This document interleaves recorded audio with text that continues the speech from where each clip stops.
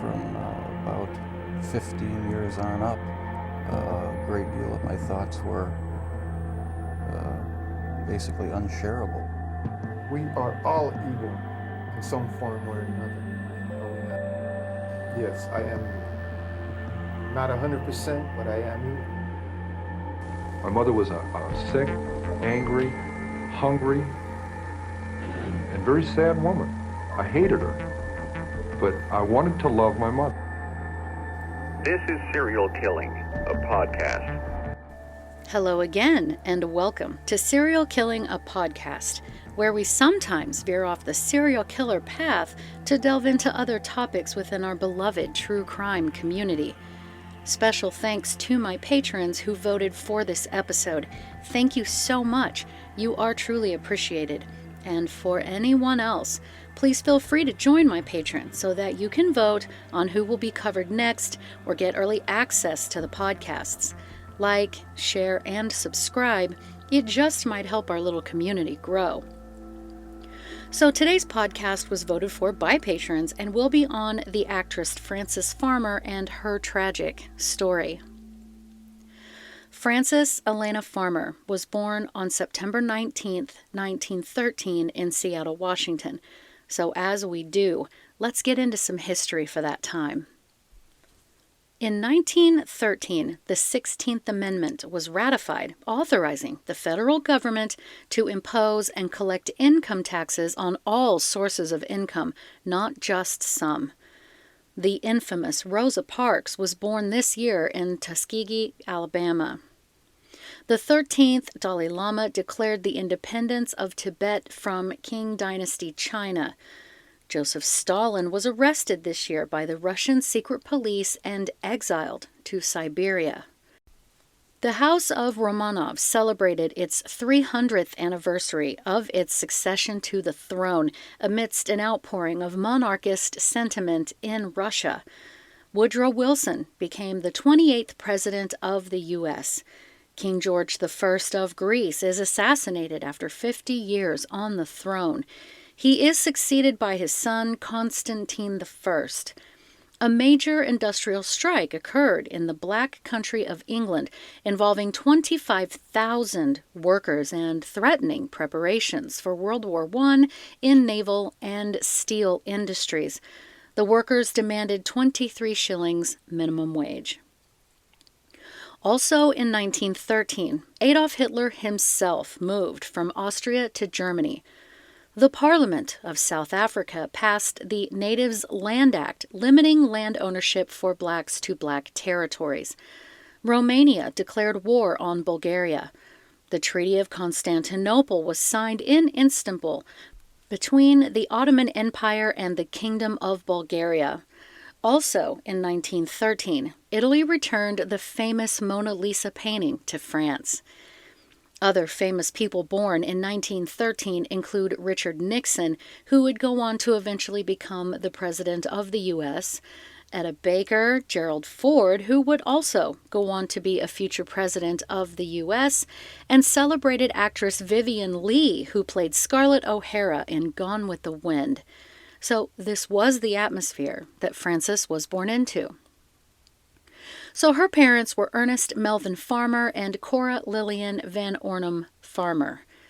Ernest himself was born in 1874 in Spring Valley, Minnesota.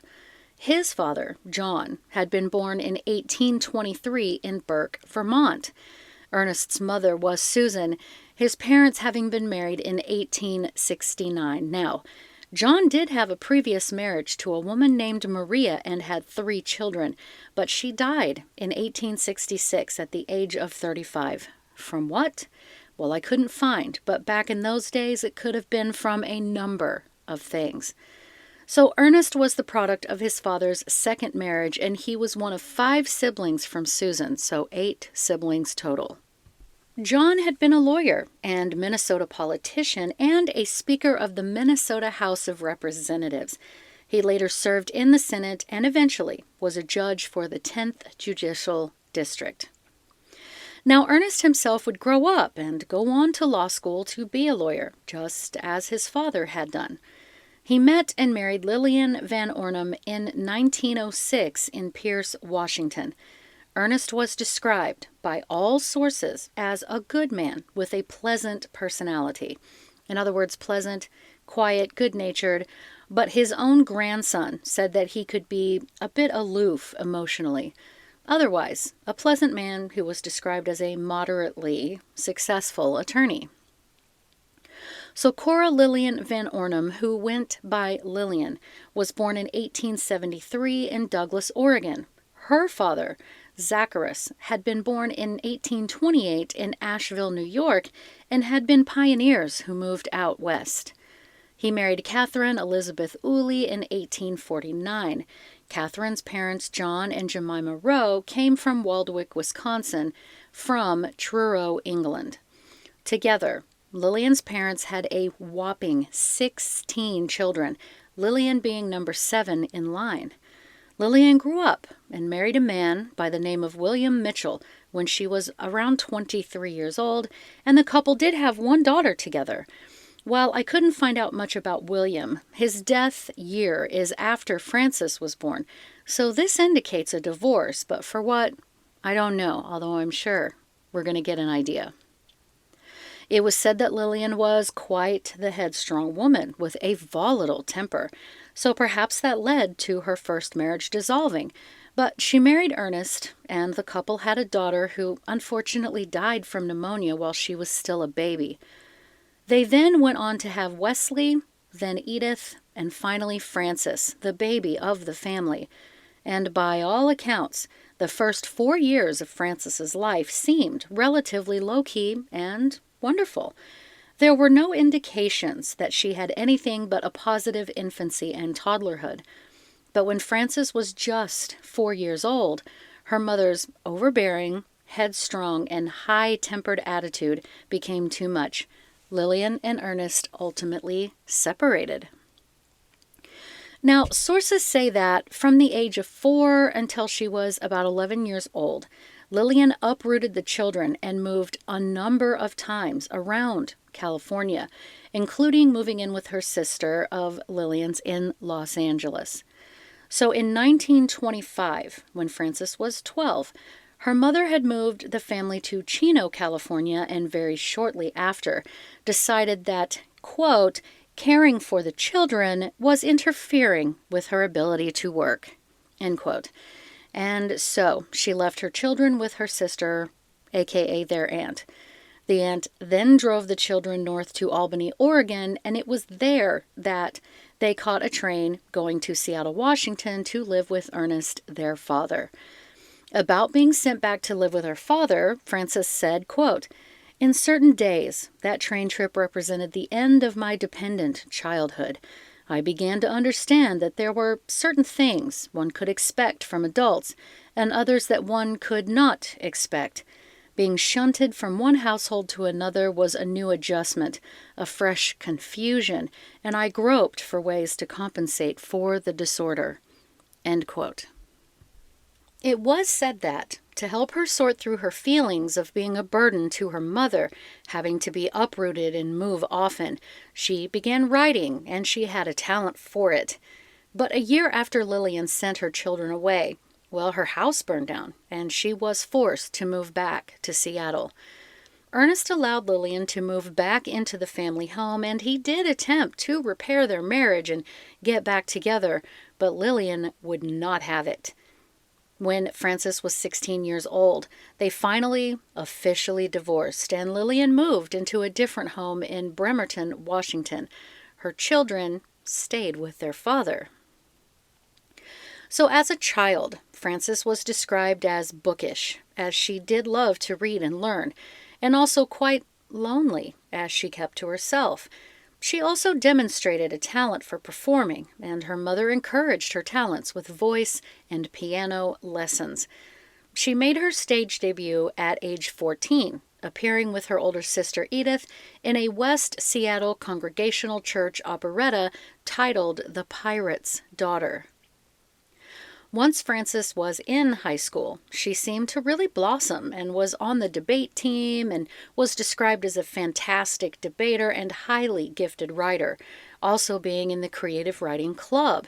Frances contributed her short stories and poetry to the school's literary magazine and worked on the student newspaper. She also played volleyball and basketball and participated in student government in addition to maintaining grades that qualified her for membership to the Honor Society. So in 1931, when Frances was a senior in high school, she decided to write an essay called, quote, "God Dies." The essay touches on her ideas about religion, which I will read in a separate recording if you want to listen. I'll link my second channel I'm putting together for just readings, old literature and storytelling in the notes. There's not much there now, but I will be adding to it a lot. That is where I'll put companion stories to these podcasts as well. But anyway, she entered her essay and won $100 from the Scholastic Art and Writing Awards, a writing contest sponsored by Scholastic magazine. It was quite controversial and was an advanced attempt to reconcile her wish for, in her words, a super-father God with her observations of a chaotic and godless world. She would later say she was inspired some by the writings of philosopher Friedrich Nietzsche. She said, quote, "He expressed the same doubts, only he said it in German, 'God is dead.' This I could understand. I was not to assume that there was no God, but I could find no evidence in my life that he existed or that he had ever shown any particular interest in me. I was not an atheist, but I was surely an agnostic, and by the time I was 16, I was well indoctrinated into this theory." End quote. So when I say that it was controversial, I mean it really was, and for 1931 especially. Needless to say, it caused an uproar. HistoryLink.org published an article on Frances saying, quote, "Seattle newspapers reported the news with headlines such as, 'Seattle Girl Denies God and Wins Prize,' end quote. Wire services picked up the stories and distributed them to papers around the country. In Seattle, local ministers pointed to Frances and her high school English teacher, Belle McKenzie, as evidence of, quote, "rampant atheism in the public schools." Quote, "If the young people of this city are going to hell," one Baptist minister reportedly told his congregation, "Frances Farmer is surely leading them there." End quote. So regardless, some years later, Frances said the reaction to her essay was an important but sad turning point in her life. She said, quote, "For the first time, I found how stupid people could be. It sort of made me feel alone in the world. The more people pointed at me in scorn, the more stubborn I got, and when they began calling me the bad girl of West Seattle High, I tried to live up to it." End quote. A woman ahead of her times, really. I mean, I feel pretty close to the same way about religion myself, and I still get a lot of flack about it, and it's 2023. So imagine this in 1931.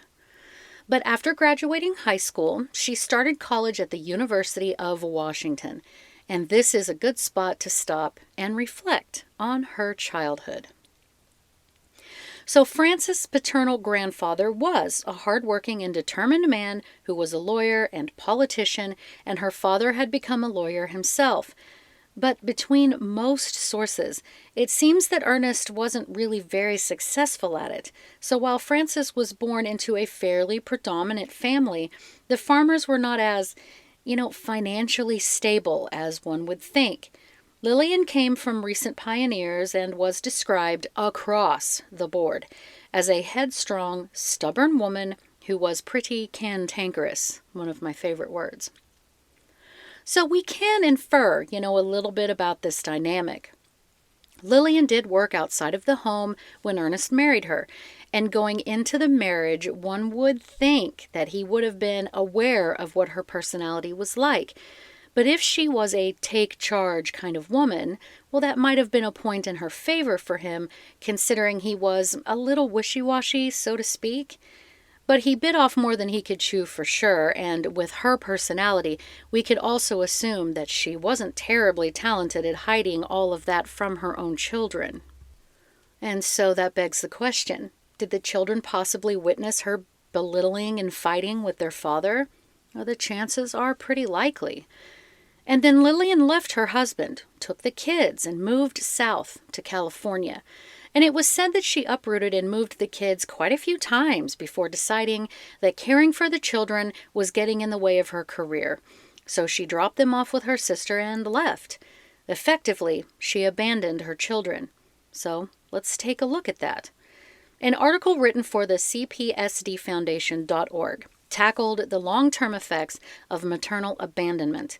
The article says, quote, "People who have experienced abandonment might be more likely to have long-term mental health disorders, often based on the fear the abandonment will happen again in their adult relationships. Mood swings and anger issues later in life can often be traced to abandonment in infancy due to the lack of emotional and other support from parents. From the mental health conditions thought to be heavily influenced by abandonment include anxiety, depression, codependency, attachment anxiety, and even borderline personality disorder." End quote.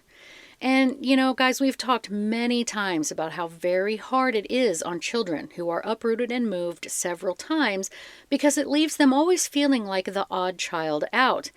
They have to start completely over at each new school or in each new neighborhood with the other children, trying to find their place in the pecking order and so on. And Frances was described as a child who kept to herself, was bookish and quite self-entertained. And it would seem that her method of coping with all of that was to write, to which she did have a talent for. And when Lillian's sister sent the children back to their father to take care of, it seemed that the children were happier, more at peace, and Frances really blossomed. She played sports, was involved in a few clubs, and her grades were so high that she qualified for the National Honor Society, which is no small feat. Lillian was forced to move back in with her husband and children for a time, but she hightailed it out of there as soon as she could, and she didn't seem to interrupt Frances's scholastic success, thank God. And of course she began performing small things for the public and showed a talent for that as well. I don't think that it's really a stretch to say that once Frances was settled back at home with her father and had the routine and familiarity of the sameness of every day, the predictable routine that all children truly need, well, this left her with a much greater capacity to broaden her world, relax her mind, put her defenses down for a bit, and she really came into her own. Children who can take for granted that they will be living in the same house with the same daily routines, the same dinner times, same neighbors, same classmates and peers, all of that, the more they are relaxed and happy enough to expand, mature, and grow. I cannot express the importance of this for children enough. And in high school, it seems pretty clear that she was a deep thinker and explored philosophy on her own, even taking a book from the page of Nietzsche and writing that incredible and very controversial essay that was so good. She won an award for it as well as garnering the media's attention. What a brave girl to write about such a taboo topic as being agnostic back nearly 100 years ago and standing behind her statements with her head held high. It's inspirational, really. We have no instances of where she was abused or neglected on any level from any sources that I've found. I'm quite sure she was disciplined like all other children were then, but not any worse. Would she have felt some trauma from her mother seeming to act as though the children were a burden to her, holding her back from doing what she wanted to do? Most likely. I'm one to know exactly how that feels for sure. But again, it would appear that going back to live with her father was exactly the secure environment she needed to really blossom. So let's get back into the story. It was during college that Frances decided to major in journalism, but she pretty quickly changed her major to drama, and she worked to pay her way through college. She worked. working in a movie theater, being a waitress, working in a factory, and tutoring other students. No one could say anything negative about her work ethic. Her sophomore year of college is when she really began to dive right into performing in the theater. She starred in numerous University of Washington plays, including Helen of Troy, Everyman, and Uncle Vanya. In late 1934, she starred in her college's production of Alien Corn, sounds kind of weird, which earned her favorable reviews in local press. Frances had the same sense of destiny. She later wrote, quote, "I was eaten alive with ambition. I was going to the top and no one could stand in my way." End quote. She desperately wanted to move to New York and work on Broadway, but her family just didn't have the money to send her, so she hunkered down and thought about what she could do to get there. In March 1935, she won a trip to the Soviet Union by selling subscriptions for The Voice of Action, a leftist newspaper in Seattle. The prize included a round-trip bus ticket from Seattle to New York, with passage by steamer ship to Moscow from there. Lillian was a very far-right woman who was absolutely incensed that her daughter was willing to go to the communist country. Her mother ranted that the college professors had filled her daughter's head with propaganda and had negatively influenced her daughter. But it wasn't just her mother who was horrified. Civic leaders also denounced the trip as a Bolshevik propaganda ploy. A group who had planned a banquet honoring Frances canceled the event.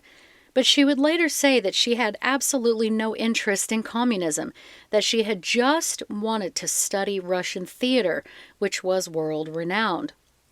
She made a statement saying, quote, "I'm sorry Mother is objecting to the trip, but it is a splendid chance to further my dramatic career," end quote. And really, her ultimate goal was just to get to New York as she had originally wanted, so it really wasn't, there was no need for it to get political. So she graduated in 1935 with a Bachelor of Arts degree in drama and began her journey to the Soviet Union. It was said her father had put $20 in her purse for her to find, which would have been a little over $400 today.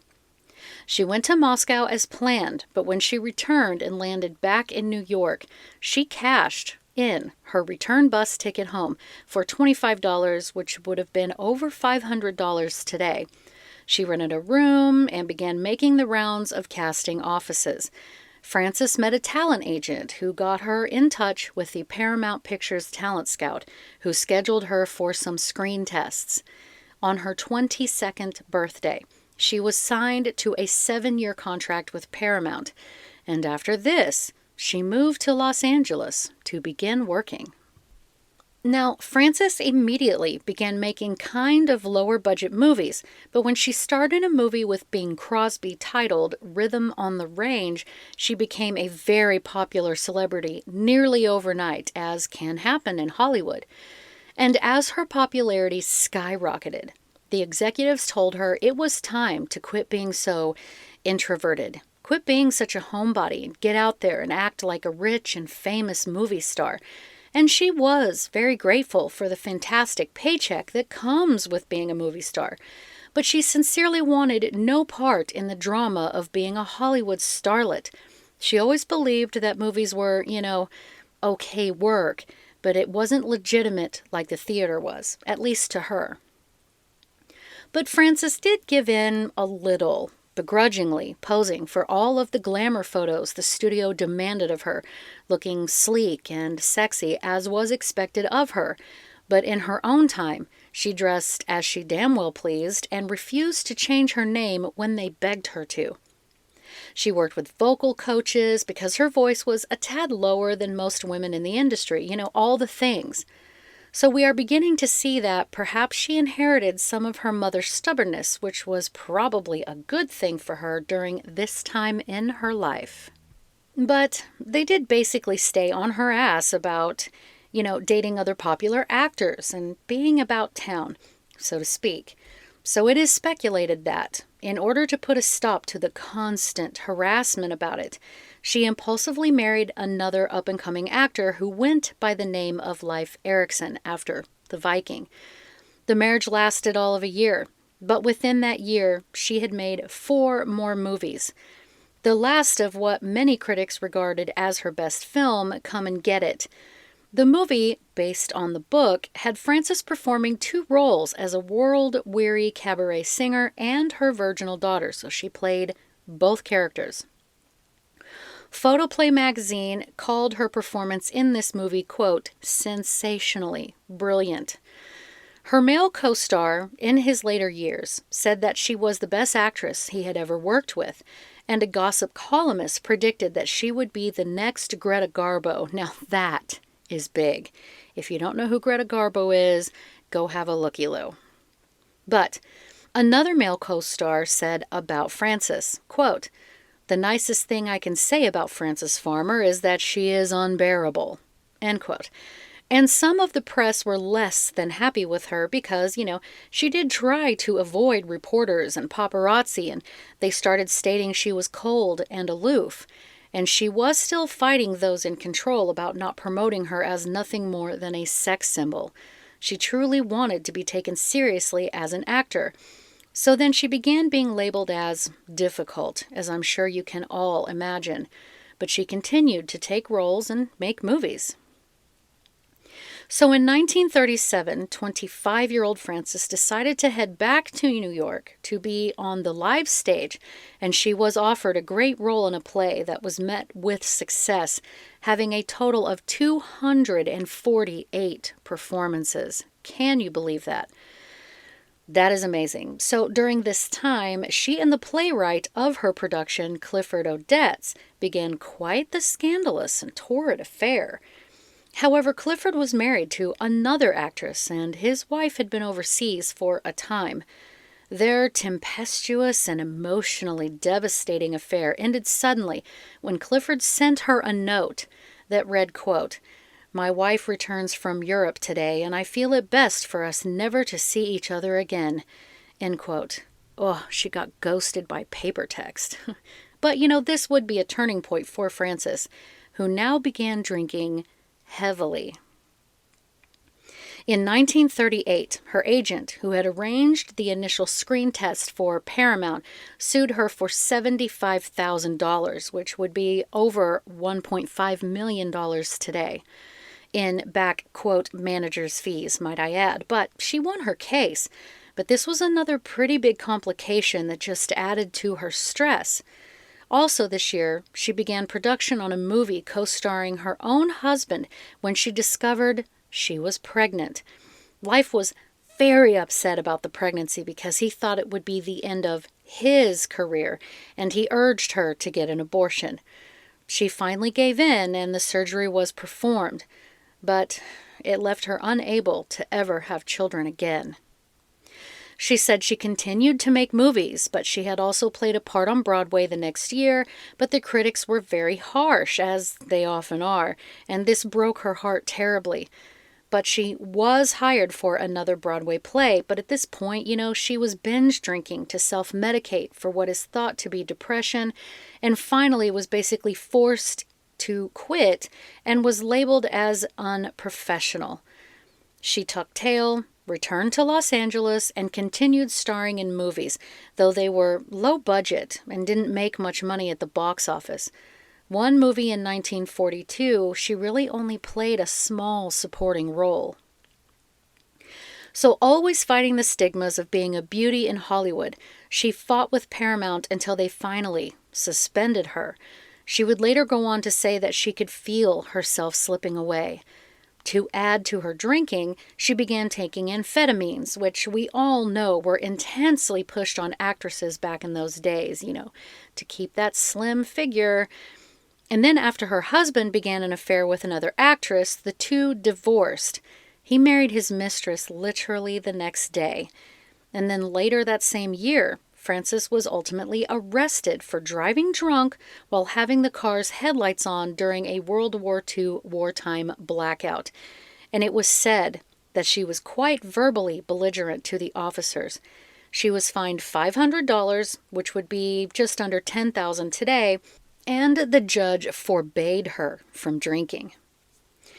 She paid only half of the fine, then traveled to Mexico to work on a film, but quit after only 2 weeks.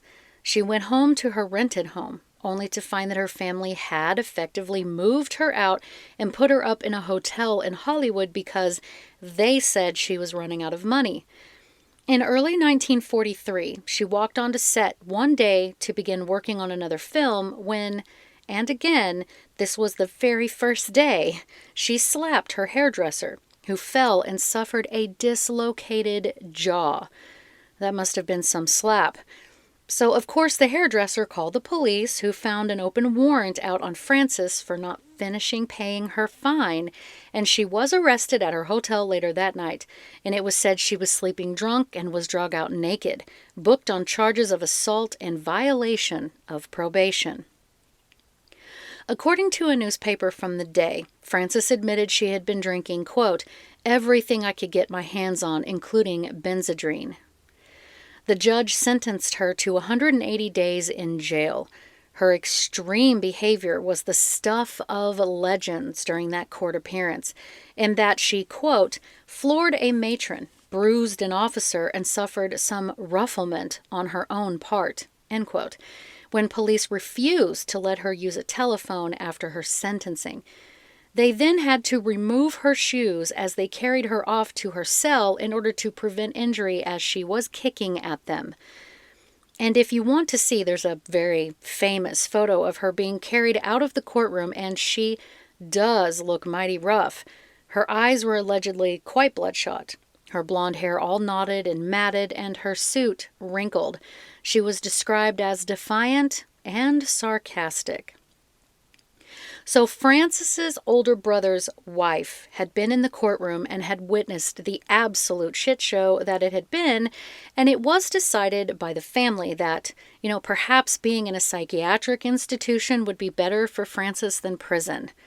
And so, somehow, they were able to get her station changed and had her committed to California's Kimball Sanitarium now.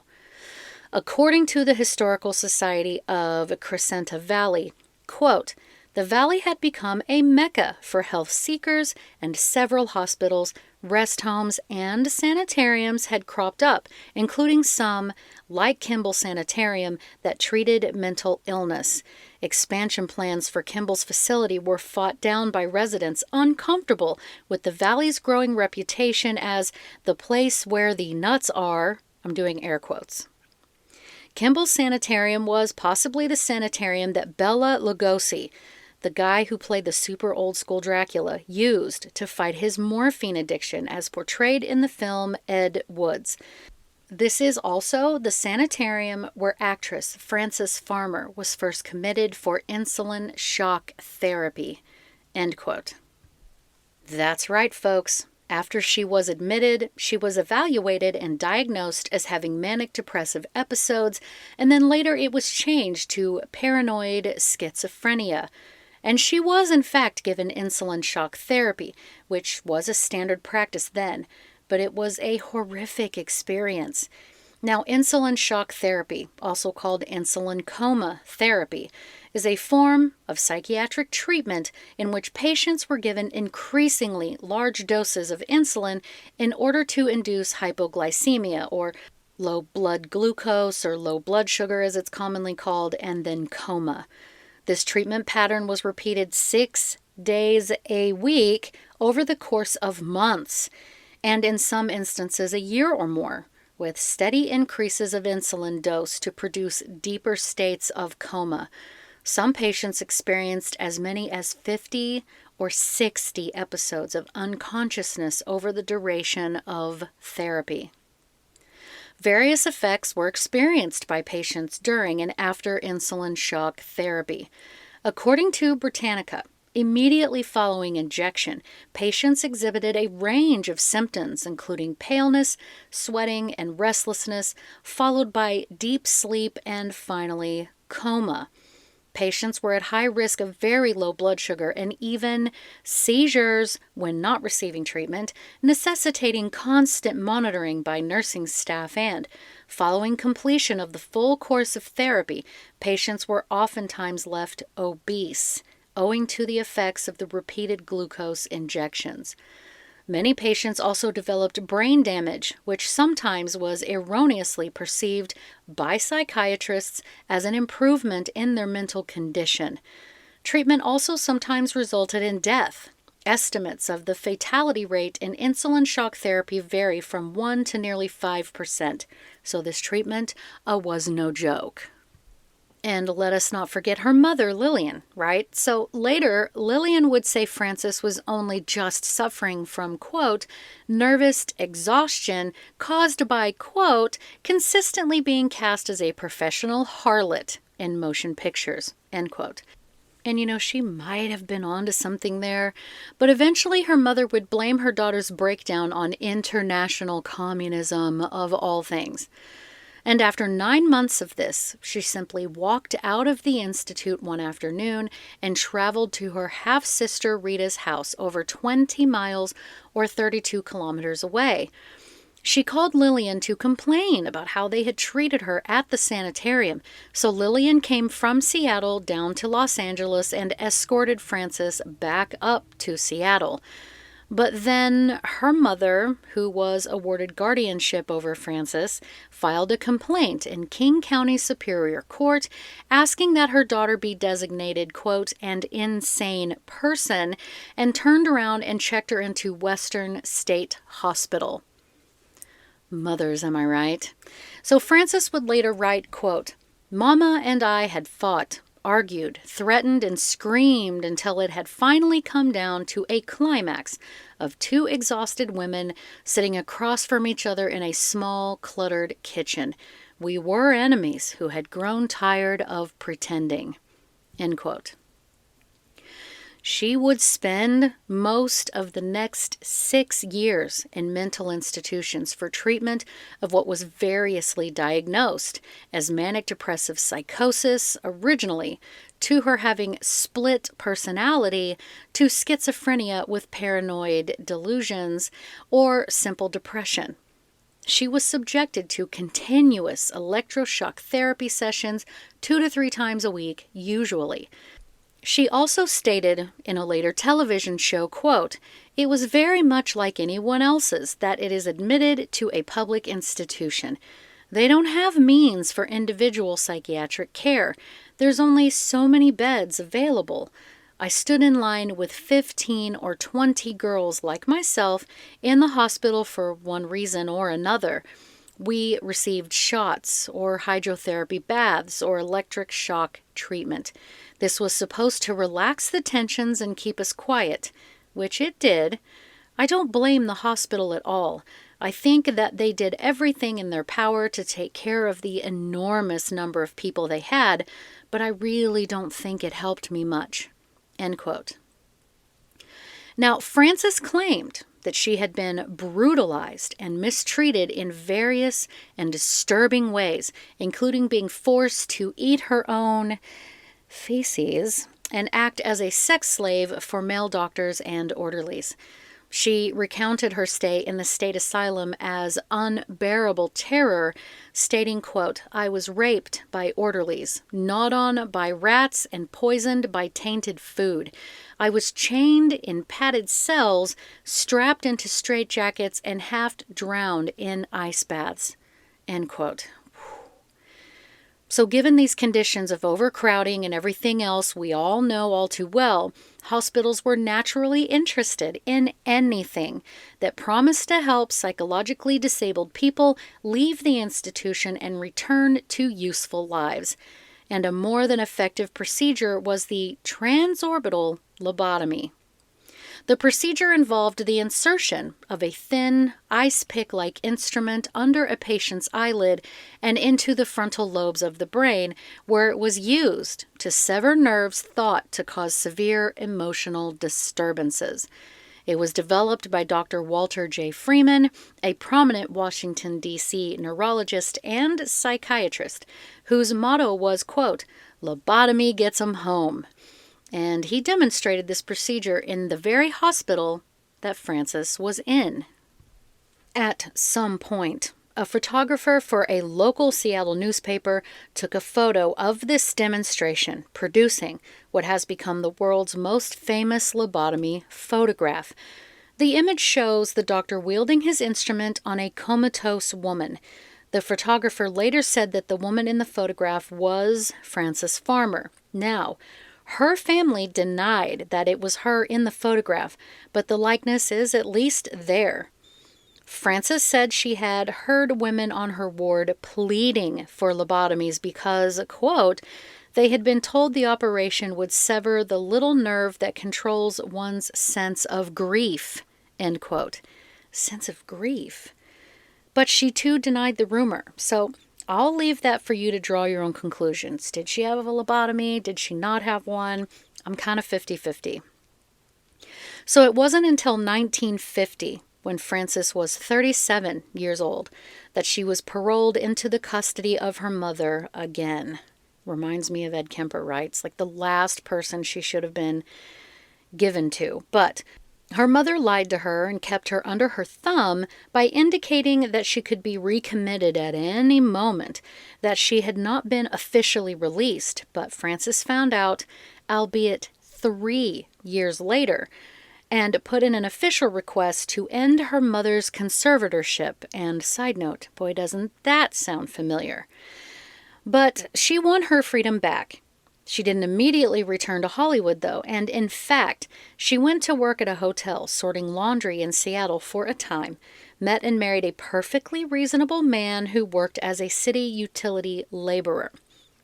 The couple moved in with Lillian, who was reportedly becoming senile and needed assistance. And in around a year, Lillian had to be admitted to a nursing home while Frances' marriage began to crumble. Both of Frances's parents would be dead in under 2 years.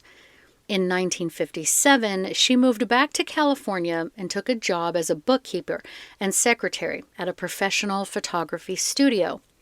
She met another man who recognized her at a local bar, and they began dating. He wanted to see her make a full comeback into Hollywood, and the two married in 1958. She did perform and sing a bit on some TV shows, and she did make a small return to the stage in Pennsylvania and in a low-budget movie, but these did kind of work in her favor, because in 1958, she was given a talk show of sorts, and it was very well received. Oh, and then she promptly divorced husband number 3 at this time.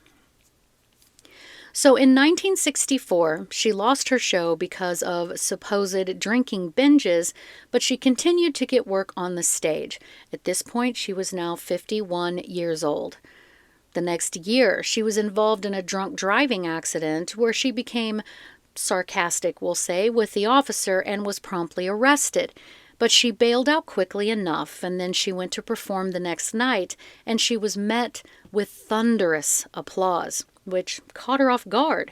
For the first time in her entire life, she felt she had finally been taken seriously as an actress and sort of lost her need to perform any longer.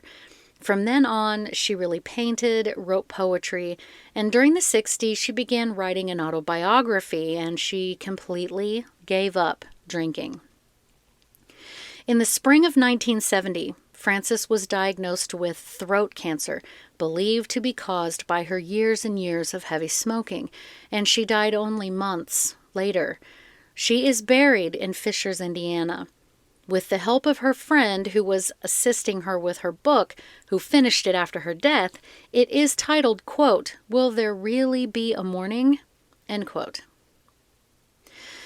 So, what do we think about the various diagnoses that she was given? We must remember that this was nearly 100 years ago, where I believe things were not as well understood as they are now. Do I think she had paranoid schizophrenia? Absolutely not. Manic depressive episodes, as it was called, that might be a bit closer to the mark. While I do believe the heavy drinking and prescription speed contributed to some of her mental health issues, it also feels like, because she was a headstrong woman in Hollywood that was making the companies a lot of money, that because she didn't want to conform and be turned into nothing more than a beautiful sex symbol, she wanted to actually be taken seriously, the constant stress and friction took its toll. And let's not forget that she also most likely suffered with some abandonment issues from her childhood. So, for once in her life, perhaps her mother was right in that Frances was suffering from nervous exhaustion, as she put it. She took acting very seriously as an art form, and all of the behind-the-scenes hoopla about her wanting to dress more comfortably and living in a less glamorous house or driving an older car raised eyebrows, and she could not understand why that even freaking mattered. They wanted her to always be glamorous and date glamorous actors and be out on the town for the paparazzi to take photos of, flashing bulbs constantly in her face. She was expected to be poised and beautiful at all times, and she just wasn't about that. I can relate to that tremendously. Do I think she was seriously mentally ill? Or do I think people over-dramatized her decisions, wanting to label her as difficult in Hollywood? She was bullied, heartbroken, and bullied some more, although she made her own mistakes for sure. I think she most likely did have depression and probably anxiety, and the boozing, of course, added to the intensity, but it was also the cure for her, wasn't it? Do I think she deserved to be institutionalized for over 7 years total because she just wouldn't conform? Absolutely fucking not. But she did need help. Her emotional outbursts did need to be seen about for sure. The amphetamines should have been stopped and the drinking addressed. Electroshock therapy, insulin therapy, a possible lobotomy? No, but that's just my opinion. So tell me, guys, what do you think? Leave me a comment, or you can DM me on Instagram at serial_killing, or you can come join us at the Serial Killing, a podcast fan page on Facebook.